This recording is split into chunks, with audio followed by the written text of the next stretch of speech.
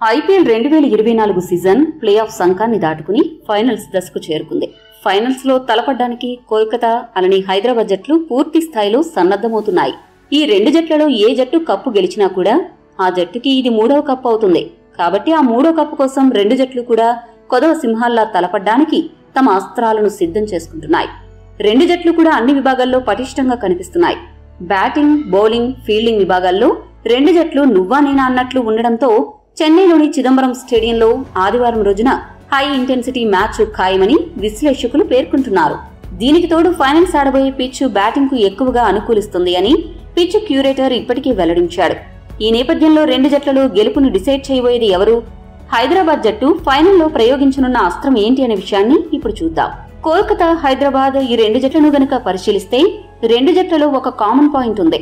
అదేంటంటే ఈ రెండు జట్లలోని ఓపెనింగ్ బ్యాట్స్మెన్ ఈ ఏడాది ఐపీఎల్లో పెను విధ్వంసం సృష్టించారు. ఈ నలుగురు ఆటగాళ్లే ఆయా జట్ల గెలుపులో కీలక పాత్ర పోషించారు. Abhishek Sharma, Travis Head, Sunil Narine, Philip Salt super batting వర్ణించడానికి మాటలు సరిపోవు. అయితే ప్రస్తుతం ఫిలిప్ సాల్ట్ అందుబాటులో లేకపోవడం కేకేఆర్ కు ఎదురు దెబ్బనే చెప్పాలి. అతని స్థానంలో రెహమానుల్లా గర్బాజ్ ఓపెనింగ్ చేస్తున్నాడు. గర్బాజ్ ను కూడా ఏమాత్రం తక్కువ అంచనా వేయకూడదు. ఫైనల్లో కూడా రెండు జట్ల ఓపెనర్లు ఆయా జట్ల గెలుపోటములపై తీవ్ర ప్రభావం చూపబోతున్నారు.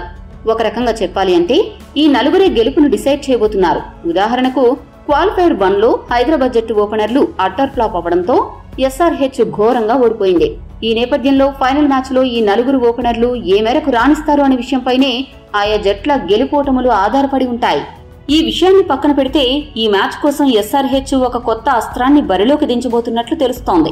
ఈ సీజన్ ఆరంభం నుండి ఎస్ఆర్హెచ్ యాజమాన్యం మిడిల్ ఆర్డర్ కోసం మార్కరమ్, రమణదీప్ సింగ్, సన్వీర్ సింగ్ లకు అవకాశం ఇచ్చినా ఒక్కరు కూడా సత్తా చాటలేదు. క్వాలిఫైర్ 2 లో మార్కరమ్ మరోసారి అట్టర్ ఫ్లాప్ అయ్యాడు. ఈ నేపథ్యంలో ఫైనల్ మ్యాచ్ కోసం న్యూజిలాండ్ ఆటగాడు గ్లెన్ ఫిలిప్స్ ను బరిలోకి దించే అవకాశాలు ఎక్కువగా కనపడుతున్నాయి. అతడు గనక జట్టులోకి వస్తే అటు బ్యాటింగ్ తో పాటు ఇటు బౌలింగ్ లో కూడా ఎస్ఆర్హెచ్ మరింత పటిష్టంగా తయారయ్యే అవకాశం ఉంది. చాలా మంది అభిమానులు, విశ్లేషకులు కూడా ఈ మార్పు చేయాలని ఎప్పటి నుండో చెప్తున్నారు.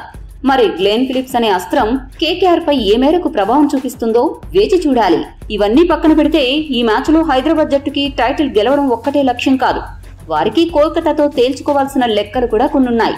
గత కొద్ది సీజన్లుగా హైదరాబాద్ జట్టుపై కోల్కతా ఆధిపత్యం చెలాయిస్తూనే ఉంది.